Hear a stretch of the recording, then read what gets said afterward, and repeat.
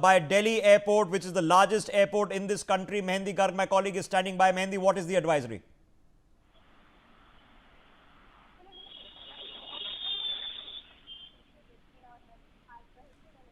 I'm assuming Mehendi can hear us or cannot hear us, but I'll read the advisory for you. The airport advisory suggests that all operations in Delhi Airport remain normal.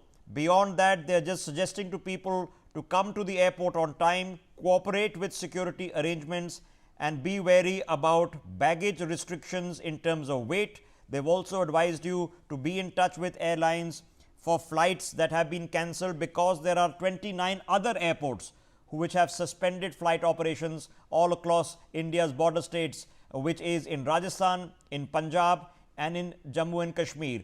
Let me pick up this conversation and go further. Sanjeev Srivastava is back with us. Sanjeev ji, as we await the press conferences, I have to ask you straightforward questions. Do you suspect at this point of time that somewhere during the course of the day, an official declaration of war might even happen? Well, Rishabh-ji, I still do not think that a declaration of war will be made today. And whatever the responses we have done to last night's aggression and the last night aggression has been befitting, and our forces have shown their full valor and the capabilities, and we have been 100% successful in achieving our targets. But still, our responses have been measured. It has been proportionate, and it has been in somewhat in a very careful consideration. It's a considered response we have done so far, as our Foreign Secretary Vikram Misri has said in yesterday's press briefing. And so far, we have responded according to the responses we have been getting from Pakistani side.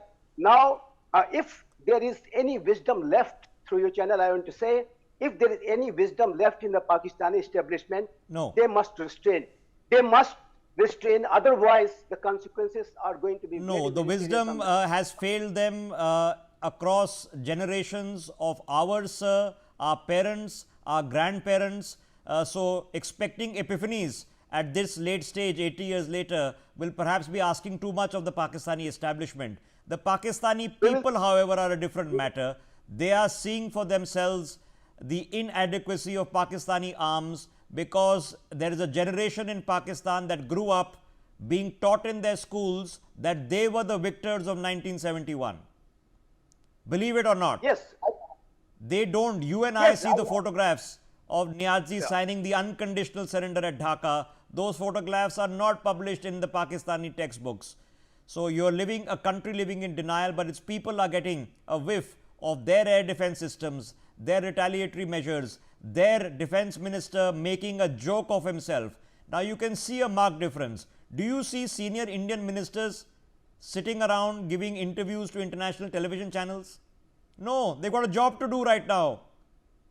They're at their job.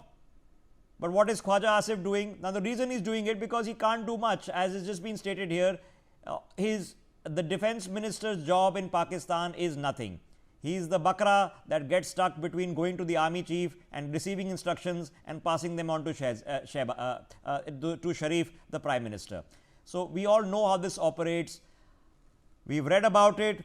I, as a journalist, am experiencing it real time, admittedly for the first time. Okay, we all knew the modus operandi. They've tried it. They've tried striking our air bases in 65. They tried it in 71. They tried it again yesterday. And I promise you, in 1965, our armed force capabilities were closer. There is a complete disproportion to them now. And you witnessed it over the course of the last few hours. Let me quickly get, if possible, General Mathur back into this conversation. General Mathur, now obviously a lot of meetings are going on, and the CDS is meeting the three service chiefs. So we know that a war room has been in operation with the Prime Minister and the NSA. I'm sure serious decisions are being taken on the basis of two factors. One, damage assessment on the Indian side, and damage assessment of what we have done on the Pakistani side. should we stick to reciprocal proportionate measures, sir? Rishabh, see, the Indian Army's response has been very measured and very, very professional. We have not targeted anything outside the purview of what must be hit in case of a conflict like this. Whereas Pakistan army has been absolutely indiscriminate. They've been firing on civilian targets. They've been firing on gurdwaras and temples and this, that, and the other. This is unprofessional. And I can assure you, this unprofessionalism will dawn into their own rank and file, and you will see that there is something that will come up there. Now, your question. See, the point is, there is no need to panic as of now. We'll do post-strike damage assessment on either side, and we will have a proper professional response to what has happened so far. Pakistanis, what we need to do is a few more measures which will try and put them back economically a little more. A naval blockade, blocking of sea lines of communications for Pakistan, and making sure that you hit where it hurts. You hit their economic assets. Now is the time. So the point is, we have not yet reached a stage of all-out war. There is unlikelihood of a war getting declared after this meeting. You'll see this meeting will also be done very, very professionally. And the way Indians are conducting these press briefings and things, you look at the difference. Look at the difference in the way the Paki media is talking and the Pakistan leaders are talking. There is so much of difference in the quality of Okay, but that's obvious, sir. If you are in the stronger position, you have the luxury to be calmer.